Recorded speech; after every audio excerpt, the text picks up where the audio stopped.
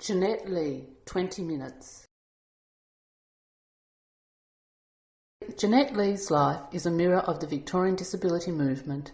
She's experienced the birth of disability pride, the growth of political activism, protests and the many legal battles that came with the introduction of human rights, disability and anti-discrimination legislation. She continues to break the barriers that face people with disabilities.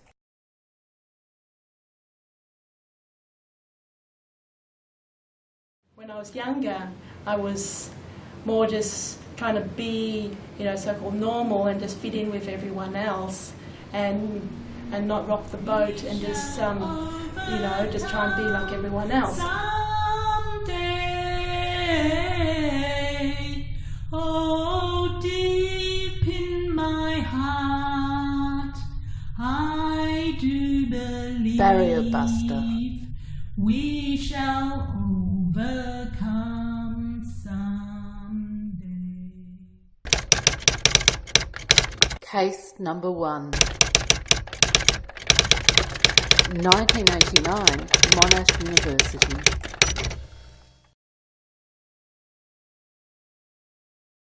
I started my social work course at Melbourne University, and I was interested in helping people and getting out there to make a difference in people's lives. And I went on a placement which had a field teacher that was very negative in her attitude towards disability. At that stage I wasn't very assertive to say, no, I don't want to go on this placement. She would say things like, your wheelchair is a barrier to communication. This world is not made for wheelchairs. She would say that I wasn't being realistic, I hadn't come to terms with my disability. You're not going to be able to cope and all this kind of thing. So she was putting me off all the time. I decided I wanted to fight back. I wasn't going to let her stop me from, doing what I want, for my career. And it was the first time that I was quite blatantly discriminated against. I actually went to get some advocacy assistance as well and made a complaint to the university. They hadn't really realised, some of the field teachers' attitudes were like that. So as part of that, they made a policy about doing training with the field teachers before they took on people with disabilities and to check out the environment and look at the access and issues around support. Because before that they hadn't had a student with a disability. Good came out of that, and I was able to, get in touch with, my inner strength to be able to, know my rights and to make a complaint and to fight back. And it was, my first experience of having to really advocate for myself. Case number 2, 1993, going to America.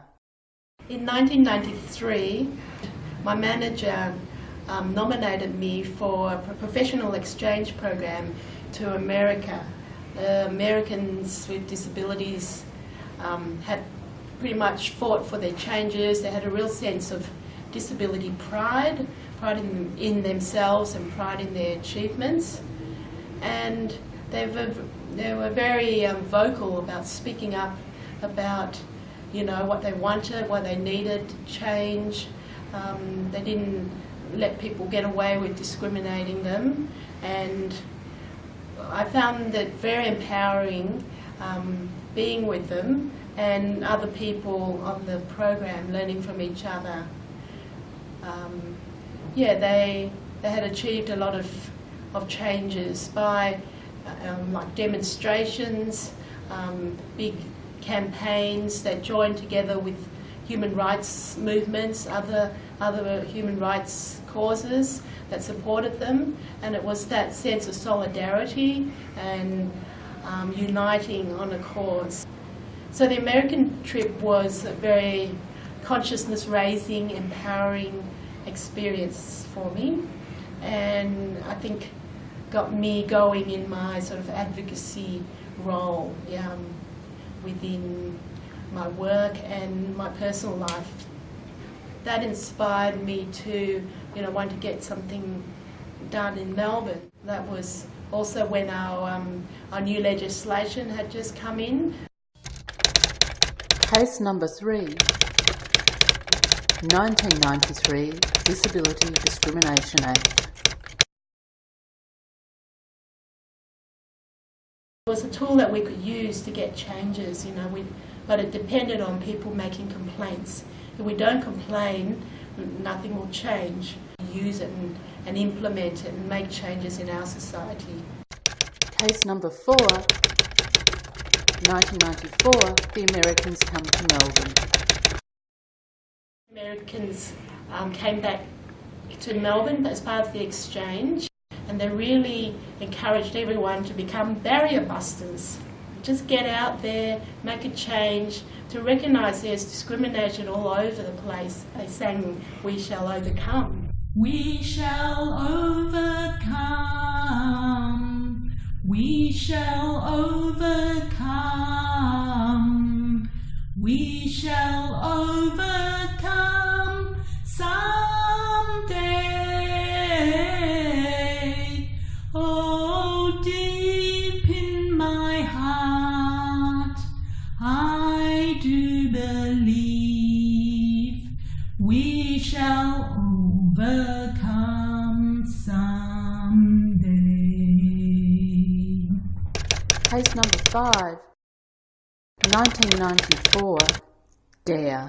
We got together and we created a coalition called Disability Action, Rights and Equality, and DARE for short. We wanted to educate people as well as to do direct sort of actions to start to challenge the system. One of our big demonstrations was the blockading of the trams on Swanston Street and Collins Street. We planned the demonstration and organised for handcuffing to the front of the tram. So at a certain time, we all came out and blocked the trams and handcuffed themselves to the tram. And our chant was "Access for all, access for all." That demonstration and blockade of the trams was very successful. The police and people were sort of caught off guard, quite surprised, so they didn't know what to do. And at that time they thought, oh, we can't touch people with disabilities. So they pretty much let us be there all day, and they had to send in all these buses to pick people up. So DARE did quite a few different actions, and we were on TV, on the news, this new group that were, going to challenge the system, and that we're out there and wanting changes, wanting equality for people with disabilities. We had quite a few people that were interested in being handcuffed to the trams. I was probably more comfortable in being the media spokesperson and talking to the police and negotiating with them.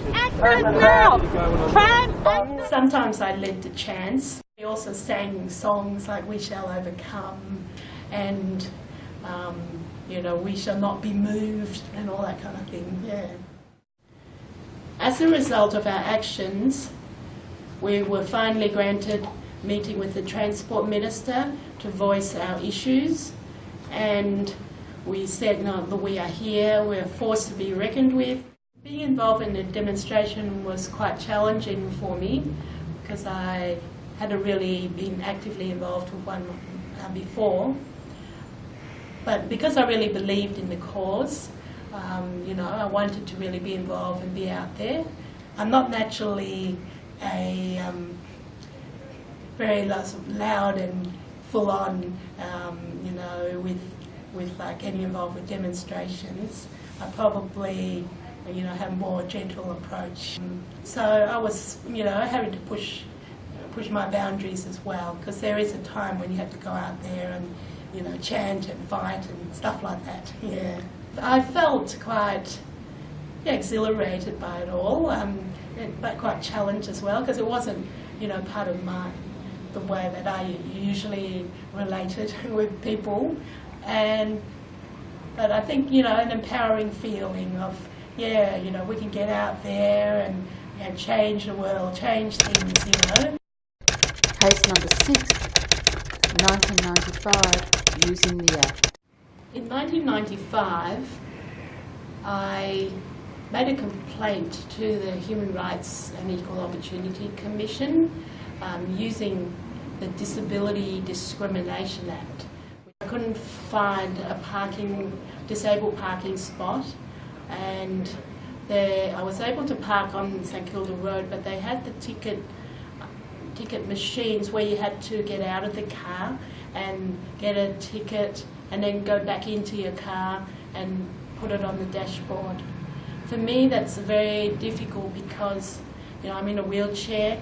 At that stage I was driving a van, and for me, it would take quite a long time, and then I have to try and get someone on the street to get the ticket for me. So I decided that time I'm not going to do this. I just left my car without displaying a ticket. And as expected, when I got back, I got a parking infringement notice, and I thought, look, I couldn't even get a ticket if I wanted to, so I'm going to make a complaint. So I actually wrote to the Melbourne City Council and made a complaint, and they just ignored my letter, and I didn't even get a response. So I thought, look, I'm not going to take this. I'm going to go to the Human Rights and Equal Opportunity Commission and use the Disability Discrimination Act. When they contacted the Melbourne City Council, they said, oh, we're so sorry, they went to the wrong person, we would have waived the penalty, and that's fine, she doesn't have to pay, and we'll even give her a parking permit. And they were trying to buy me off, offering me sort of individual sort of incentives so I wouldn't take the complaint further. I wanted to make it so that everyone with disability could be able to park in those areas where they have these inaccessible ticket machines. And then they sent their lawyers in, and they were pretty rigid about not wanting to change anything. I kept on saying, you either change the system, or I'll take this further to the formal hearing. After 2 or 3 years, it finally finalised. They would exempt people with disabilities that had a disabled parking permit. You didn't have to display a ticket on your dashboard. It took quite a while to change things, but it was worth it to be able to persist and to get changes for everyone, to make parking easier for all people with disabilities. Case number 7, 2009, Mikey. So in 2009, when they was wanting to bring in the Mikey ticketing system, they brought it to our attention about what they were doing, the system, and they told us, this is all been checked and it's DDA compliant. And when I was looking through the details of it, the heights of the machines, were too high. I knew they were too high for me to reach, and they were saying it was DDA compliant, and I was thinking, oh, I don't know about that. So I decided to check the standards of the Disability Discrimination Act transport standards, and I found one section which they referred to ticket machines. They said that the maximum height of the ticket machine, I think, was at 900 millimetres for the point of inserting the ticket. And so I brought that up. They said, oh, we didn't really address that standard because it's not inserting a ticket, it's scanning a ticket. It's not inserting a ticket. We did not want them to go ahead with the system as it was, and they needed to make changes. We weren't going to be used as a rubber stamp for the system. So in the end, the Department of Transport finally agreed to exempt people with disabilities who couldn't use the machines, and they introduced the travel access pass, which then people with disabilities could apply for. So from that change, that has led to bigger changes. To make changes, we have to work with the systems and to break down the barriers and push for, fairer legislations and recognition of rights. The personal is political. I do believe The political is we'll personal. walk hand in hand someday. I think often people put up with things, they're so used to having to go around things or, water down their goals or dreams because of the, barriers, the access barriers, the attitudinal barriers. I've, come from my individual journey of getting in touch more with my disability and rights, and being able to become more aware of who I am and having pride in myself and not, just trying to hide the disability. And our personal power is very important to be able to be able to speak up and to make changes for ourselves, but also, for other people to make a difference. There might be some difficulties and you have to persist, and sometimes, you fall down or whatever, but you need to get up and keep on going. We have a responsibility, I think, to, for other people, the younger generations, to, to show them what can be done and to be able to pass on, our knowledge and experience, to speak up, to, break down the obstacles, become a barrier buster, getting that, bigger change, a systemic change, to make the world a better place, to a more just world. We shall overcome. We shall overcome someday. Oh, deep in my heart, I do believe we shall overcome someday.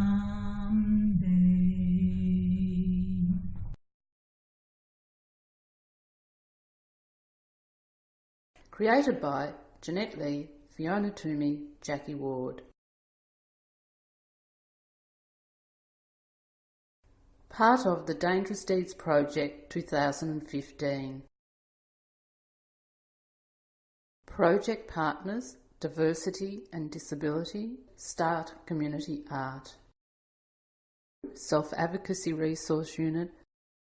Oh, deep in my heart,